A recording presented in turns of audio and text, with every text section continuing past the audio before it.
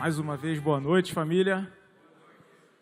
Bom poder estar aqui mais uma vez, compartilhar com vocês daquilo que Deus tem colocado no meu coração, acerca do livro do profeta Zacarias, que nós estamos estudando. Quantos estavam aqui na semana passada? Bastante gente, que bom.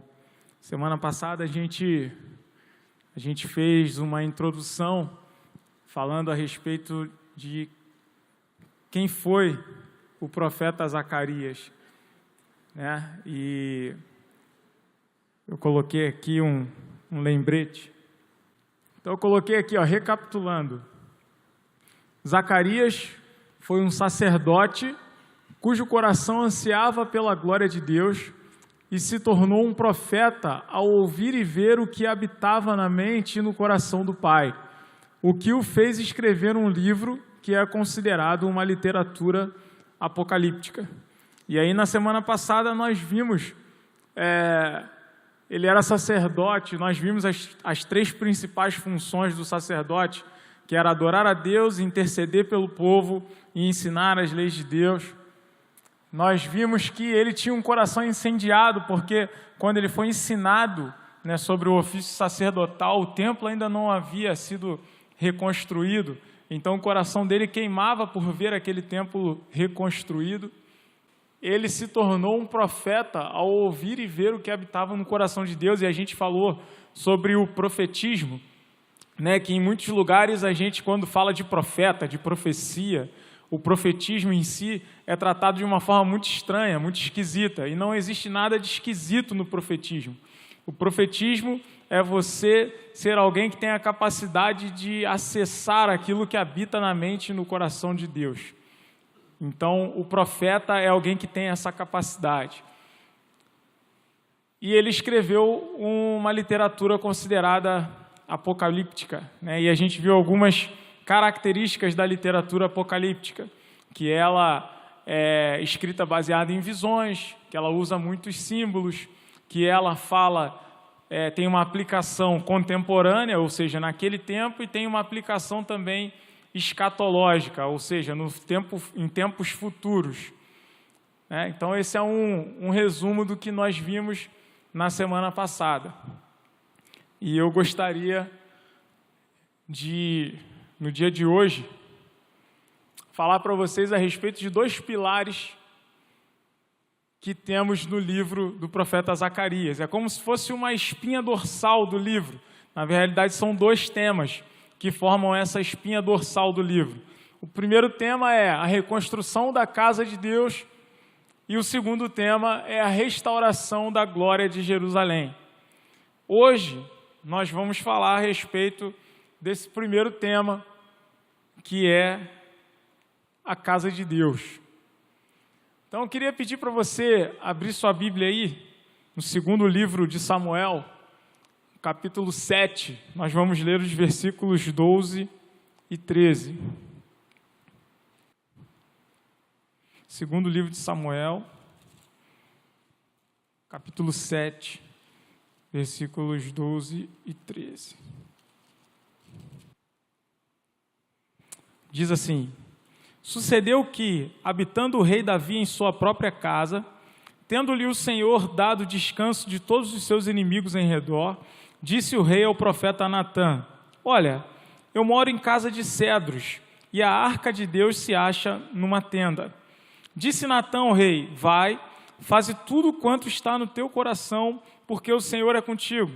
Porém, naquela mesma noite, veio a palavra do Senhor a Natã, dizendo: Vai, e dize a meu servo Davi: Assim diz o Senhor: Edificar-me-ás tu casa para minha habitação?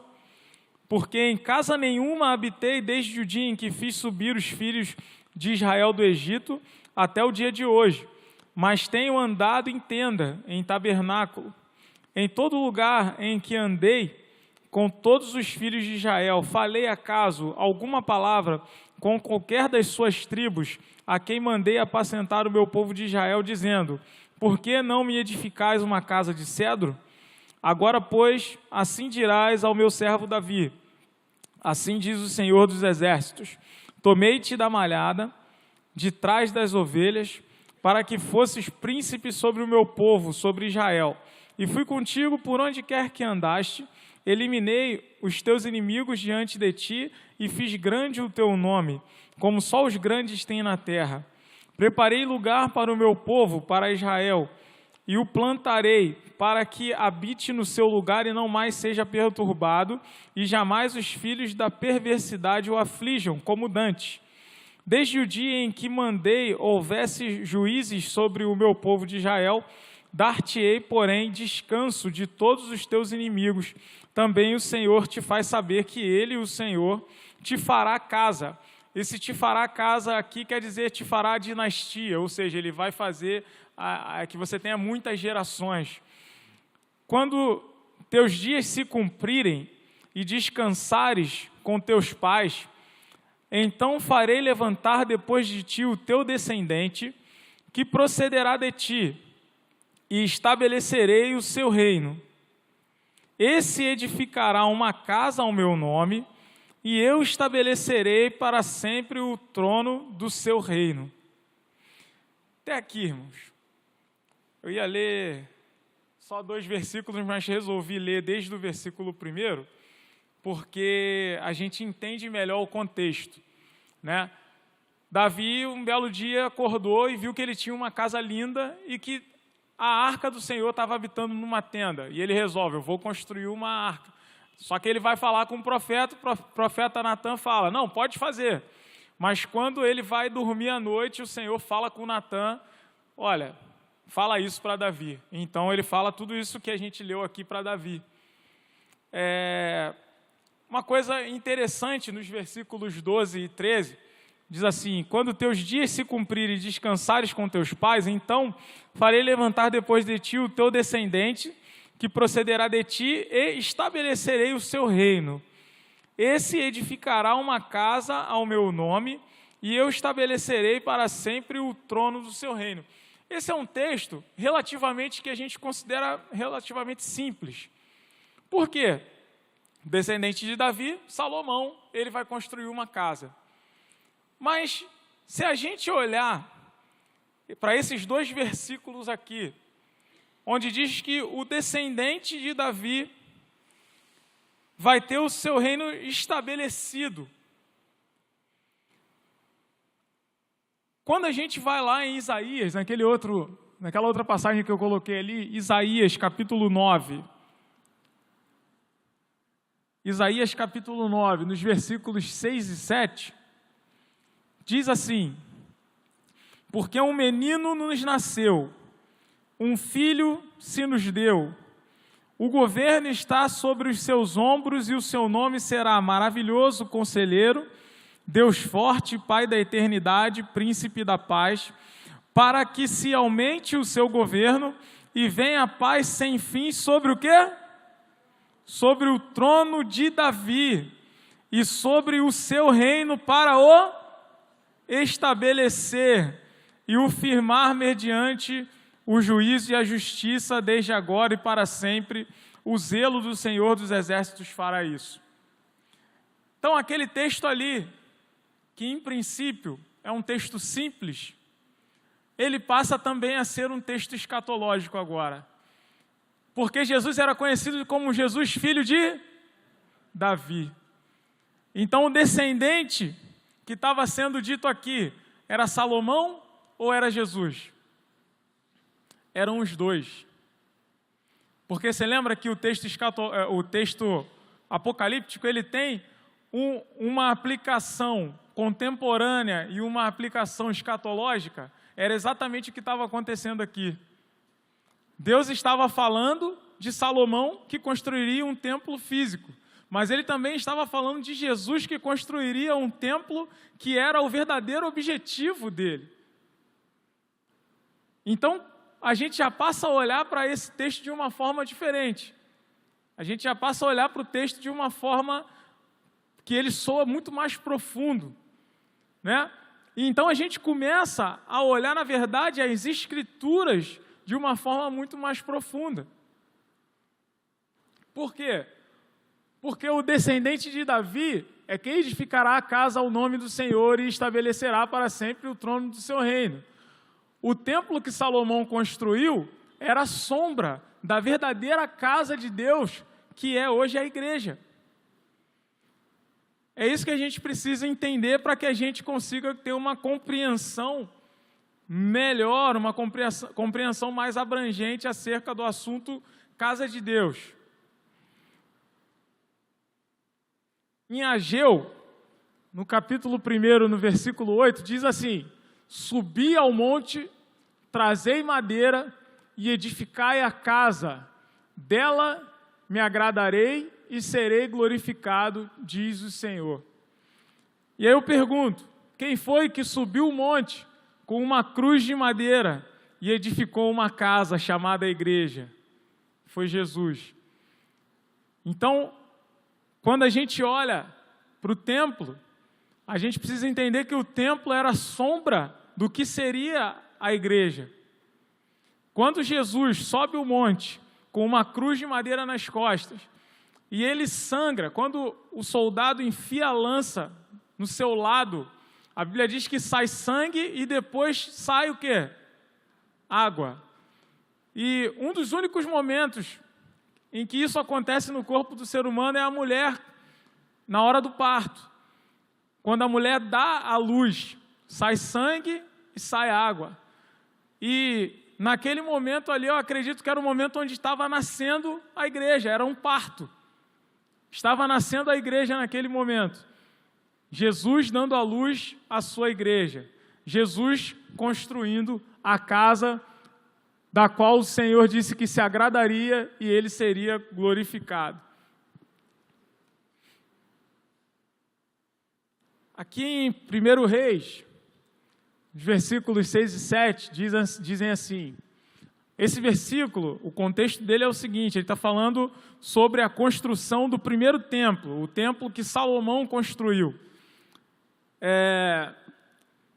Edificava-se a casa com pedras já preparadas nas pedreiras, de maneira que nem martelo, nem machado, nem instrumento algum de ferro se ouviu na casa quando a edificavam. O que me deixa bastante impressionado nesse texto é que, primeiro, a casa não era construída com tijolos. Tijolos são todos iguais. Quando você coloca um tijolo, você já sabe que do lado dele, em cima dele, você tem um lugar certinho para outro tijolo, porque os tijolos têm o mesmo tamanho. Mas pedras não. Pedras são diferentes. Cada um de nós temos uma personalidade. Cada um de nós temos dons e talentos que o Senhor nos deu. Então nós somos diferentes. Mas olha o que diz ali. Que a casa era edificada com pedras que já eram preparadas nas pedreiras, ou seja, nos lugares altos. Quando elas chegavam na casa, não precisava ferramenta humana fazer barulho. Por quê? Porque ela já tinha sido preparada em lugares altos. Sabe, quando a gente ouve, às vezes, muito ruído na igreja, é gente que murmura do pastor, que reclama do líder, que reclama do irmão que está do lado. Quando faz muito barulho, irmão, sabe por quê? Porque não se deixou ser preparado nas pedreiras, nos lugares altos. Porque quando nós somos preparados nos lugares altos, quando nós somos preparados com Cristo, quando a gente chega na casa, existe um lugar exatamente do nosso tamanho. Quando a gente chega na casa, existe um lugar preparado para você. Exatamente, você encontra o seu lugar na casa. Você sabe exatamente aquilo que Deus separou para você fazer. Mas para que você saiba o que você deve fazer, você precisa primeiro ser preparado nos lugares altos. Quantos estão entendendo isso aqui nessa noite? Amém. Nós precisamos ser preparados nas pedreiras, irmãos. Porque existe um texto lá em Pedro que diz assim, ó, primeira carta de Pedro, capítulo 2, versos 4 e 5.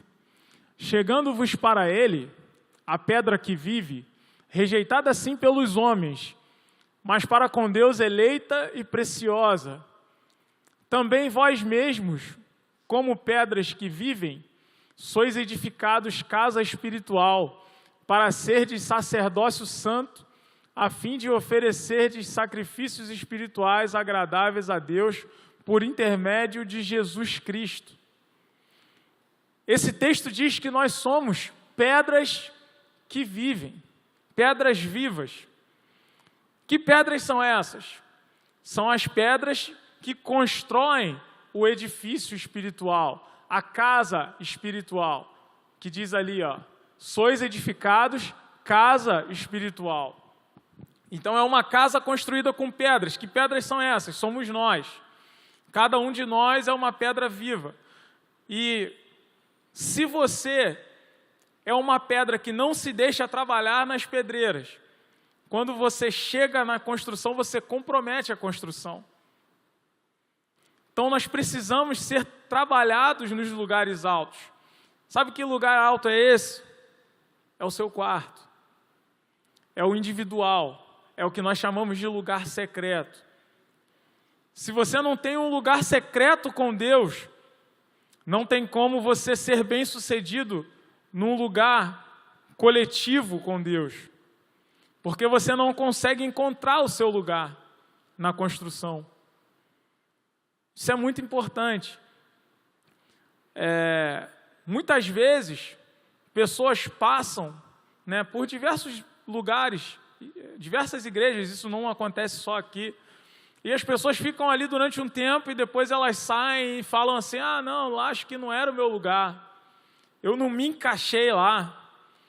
Mas na verdade, geralmente são pessoas que não se encaixam em lugar nenhum, porque elas não se deixaram trabalhar nos lugares altos.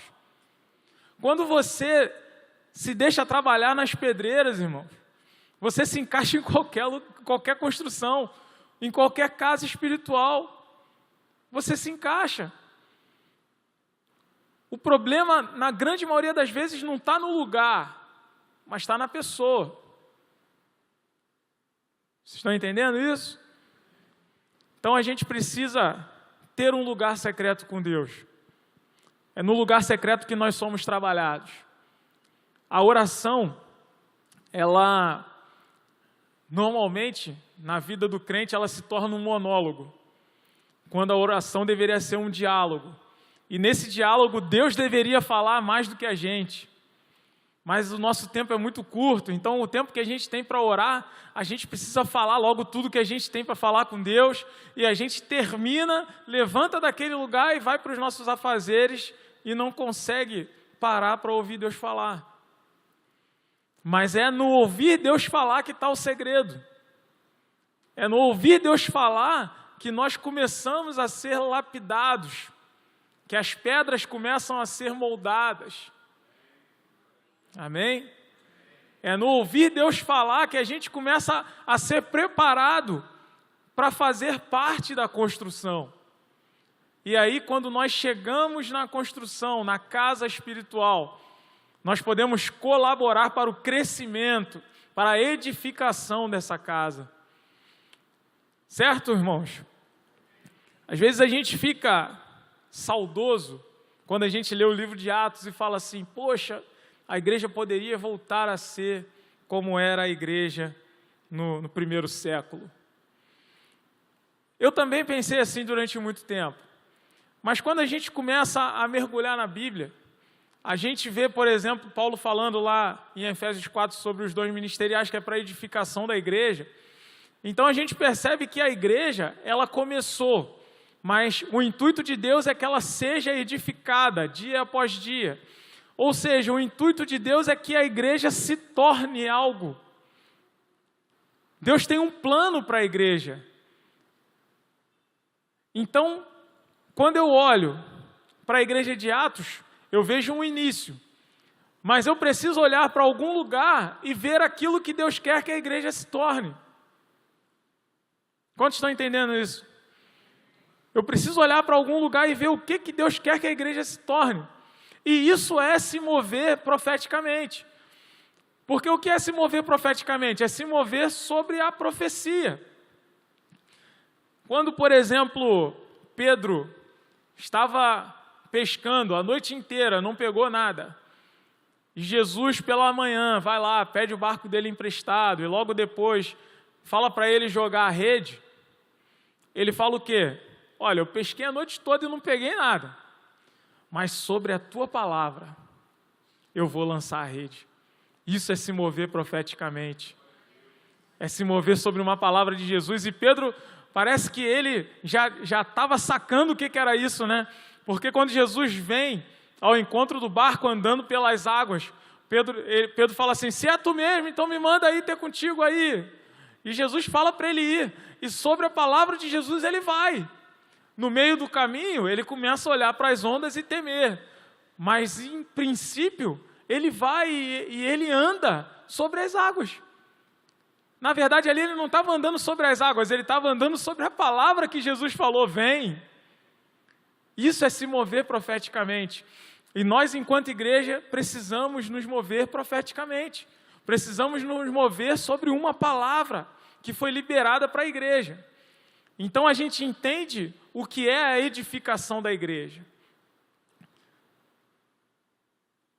No mesmo texto de 1 Pedro, capítulo 2, no versículo 9, tem um versículo que fala assim, ó, vós, porém, sois raça eleita, sacerdócio real, nação santa, povo de propriedade exclusiva de Deus, a fim de proclamardes as virtudes daquele que vos chamou das trevas para a sua maravilhosa luz.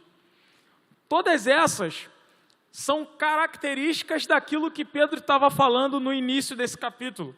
Ele estava falando que nós somos pedras vivas e que construímos juntos uma casa espiritual. E todas essas são características dessa casa espiritual. Essa casa espiritual é uma raça eleita. Essa casa espiritual é um sacerdócio real. Essa casa espiritual é uma nação santa. É um povo de propriedade exclusiva de Deus. Então a gente começa a perceber que a casa que Jesus construiu, a casa que Jesus edificou é um povo de propriedade exclusiva de Deus. A casa que Jesus edificou é uma nação santa. A casa que Jesus edificou é um reino, porque fala ali, ó, sacerdócio real, então é um reino de sacerdotes. A casa que Jesus edificou é um reino de sacerdotes. E só para endossar isso, eu quero te convidar a abrir aí em Apocalipse, no capítulo 5. Apocalipse, capítulo 5, versículos 9 e 10. Diz assim, e entoavam novo cântico, dizendo, digno és de tomar o livro e abrir-lhe os selos, porque foste morto e com o teu sangue compraste para Deus os que procedem de toda tribo, língua, povo e nação, e para o nosso Deus os constituíste reino e sacerdotes, e reinarão sobre a terra. Bom, o que eu posso ver aí é que essa casa, que é uma nação, que é um povo, Jesus comprou com o seu sangue. Mas o que ele comprou com o seu sangue? Ali, ó.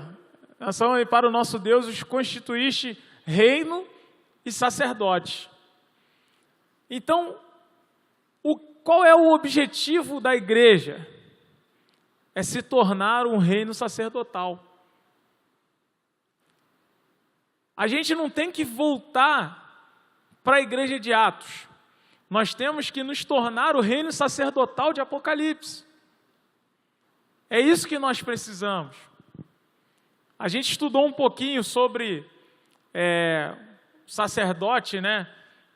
Falando sobre quem era o profeta Zacarias, mas, como o pastor falou bem aqui depois, nós hoje somos sacerdotes segundo a ordem de Melquisedeque, não mais segundo a ordem araônica, a ordem levítica.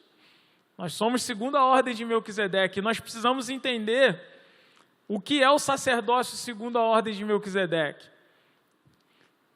Em primeiro lugar, o sacerdote ele era alguém dedicado exclusivamente ao sacerdócio. Ele não tinha outro ofício, ele não tinha outros afazeres, mas ele era exclusivamente sacerdote. E isso confronta muito a gente, porque a gente tem mania de dizer que nós temos uma vida profissional, uma vida acadêmica, uma vida ministerial, uma vida familiar, uma vida sentimental, uma vida social. Na verdade, irmãos, nós só temos uma vida, e essa vida nem é nossa, ela é de Deus. Então, esteja você na sua casa, você é um sacerdote. Esteja no seu trabalho, continua sendo um sacerdote. E na sua igreja, continua sendo o mesmo sacerdote. Entre os seus vizinhos, o mesmo sacerdote. Não existem vidas diferentes, você só tem uma vida. E essa vida é de Deus, porque o mesmo sopro que Ele soprou nas narinas de Adão é o sopro que mantém toda a humanidade viva hoje. Lá no livro de Jó, a Bíblia diz que se Deus recolhesse para si o seu sopro, se Ele voltasse o seu coração contra o homem e recolhesse para si o seu sopro, toda a humanidade de uma só vez voltaria para o pó. Por quê? Porque é o sopro de Deus que nos sustenta ainda hoje.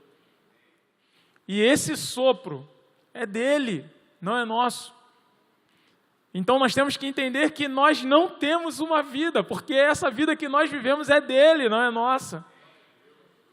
E por isso nós precisamos ser sacerdotes que dedica integralmente a sua vida para aquele que é o dono dela. Amém, irmãos? Zacarias, capítulo 4, versículo 6, diz assim: prosseguiu ele e me disse, isso foi um anjo falando com Zacarias, essa é a palavra do Senhor a Zorobabel. Zorobabel era o governador do povo judeu que estava responsável pela reconstrução do templo. Não por força, nem por poder, mas pelo meu espírito, diz o Senhor dos Exércitos. Bom, para a gente entender um pouco melhor isso aí, a gente precisa abrir um pouco a visão e enxergar o momento em que isso foi dito.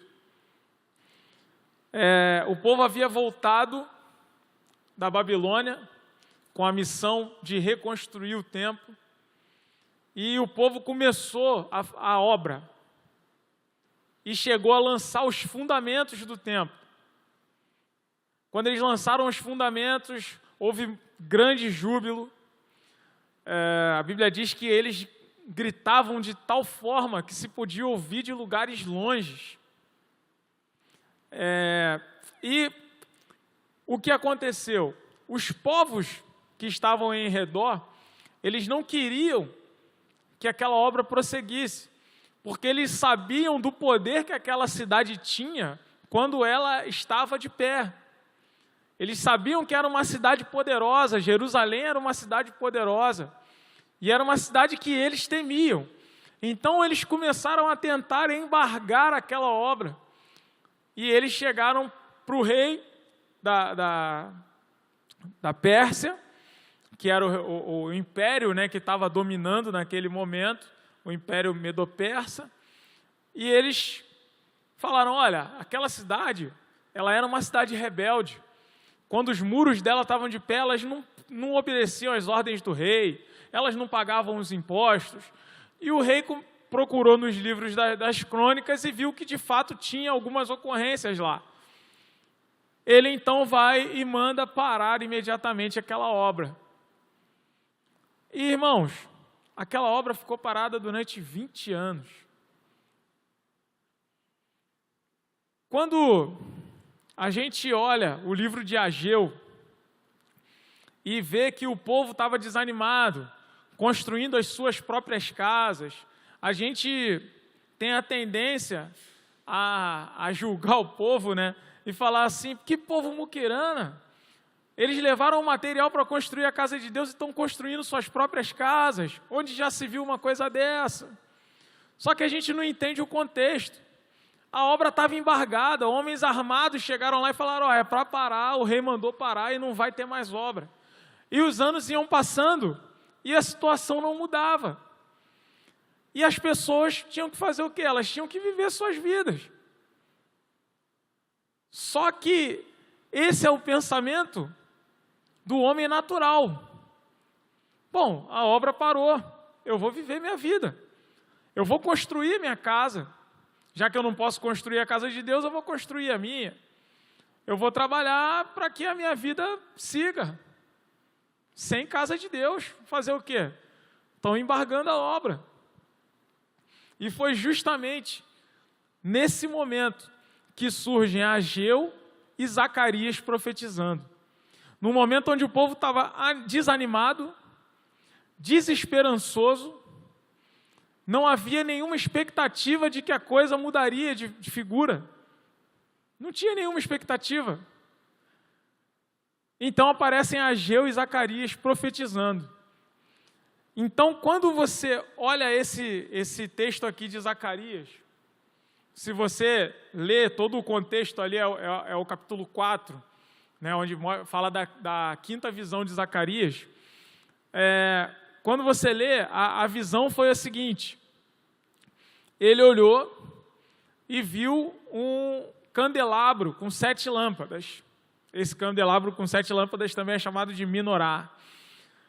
E aquele candelabro, em cima dele, tinha um vaso de azeite que alimentava aquelas lâmpadas. Só que aquele vaso de azeite, de cada lado dele, tinha uma oliveira que alimentava aquele vaso com azeite. E eu não quero aqui me prender a tentar dizer o que significava cada item da visão, porque eu não sei te dizer o que significava cada item. Mas uma coisa fica clara ali, principalmente depois que o anjo diz: essa é a palavra do Senhor a Zorobabel, não por força nem por poder, mas pelo meu espírito, diz o Senhor. A única forma, aos olhos humanos, de retomar aquela obra seria vencendo aqueles que estavam embargando a obra. Então, provavelmente, o povo judeu já estava pensando e tentando bolar alguma forma de conseguir vencê-los militarmente para poder prosseguir a obra. De alguma forma, eles estavam bolando algum plano, porque não havia outro jeito. E aí vem essa palavra. E quando eu olho, por exemplo, para Apocalipse, na visão de João da sala do trono,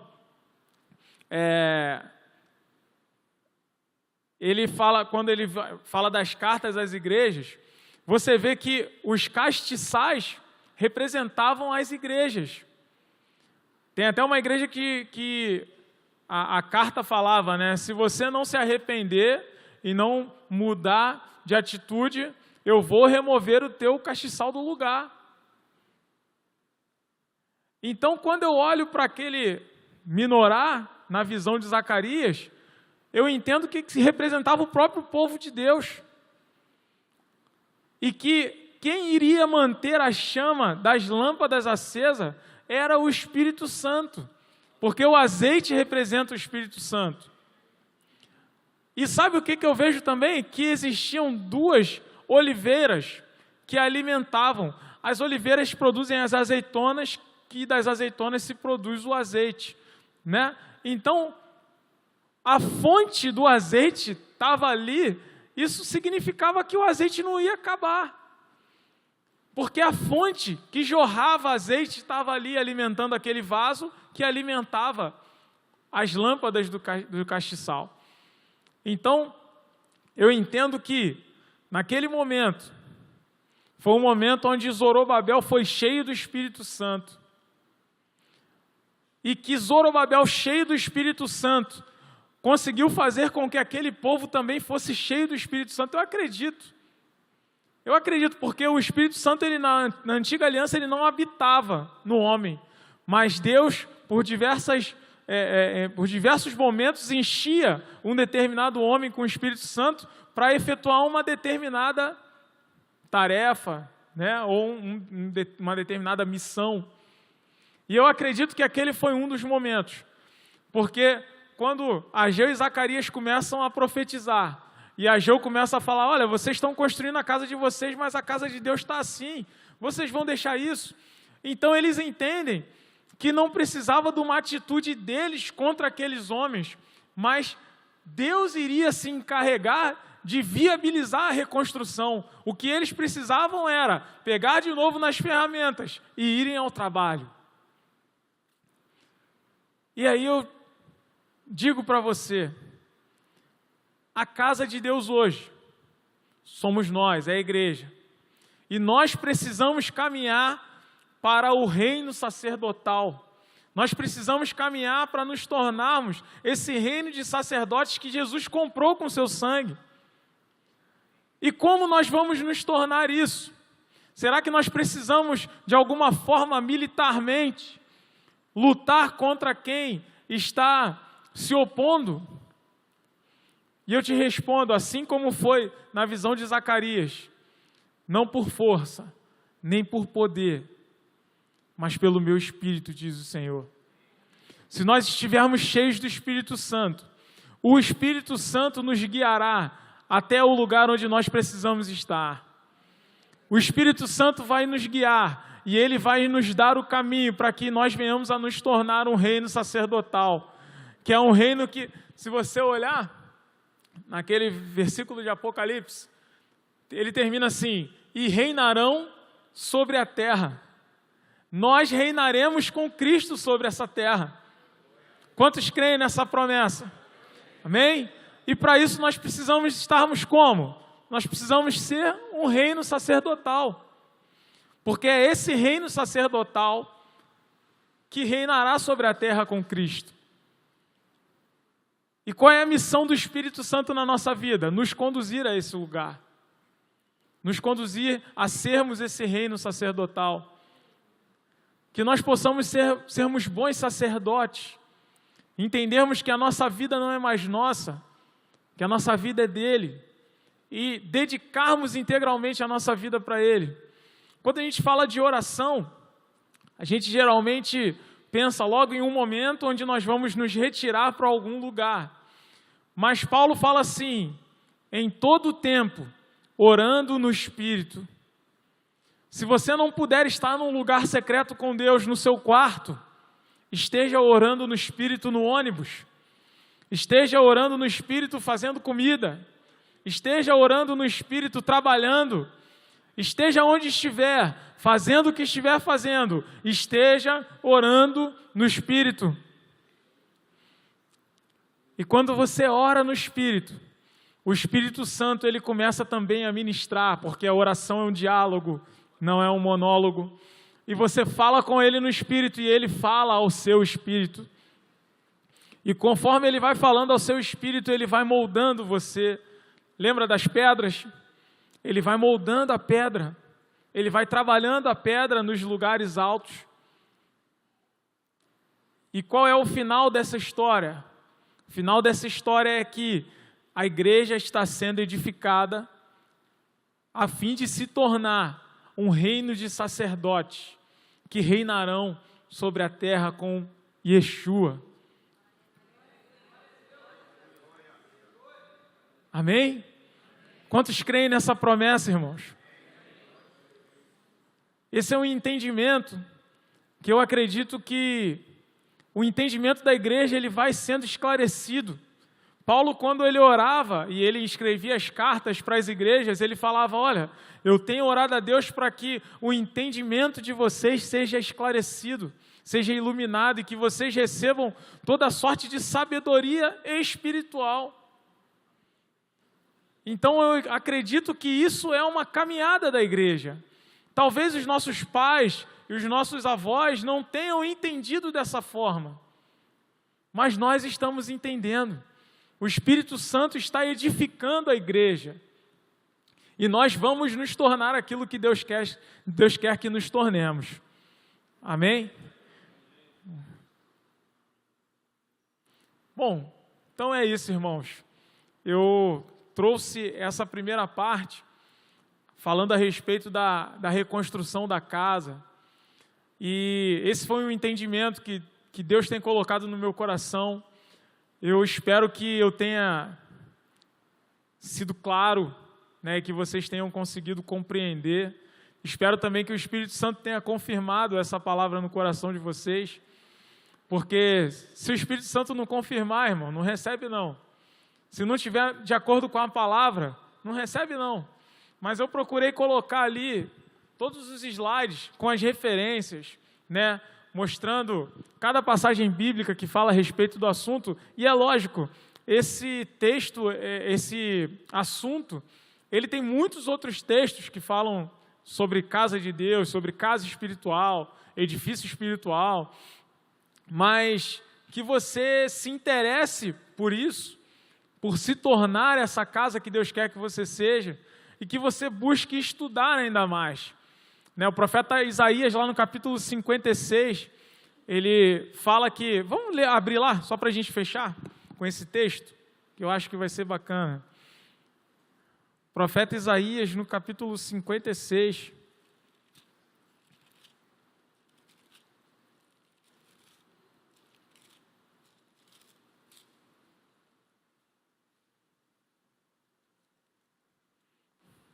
Eu vou ler só o versículo 7.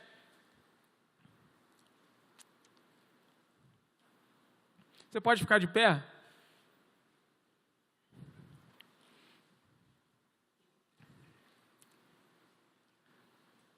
Isaías 56, 7 diz assim: também os levarei ao meu santo monte, e os alegrarei na minha casa de oração.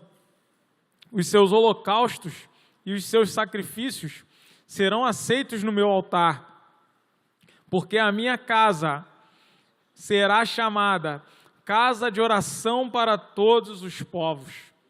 Amém? Que todos os povos possam encontrar na igreja do Senhor um lugar onde o céu toca a terra, um lugar de intercessão, onde Deus ouve as nossas orações. Amém, irmãos?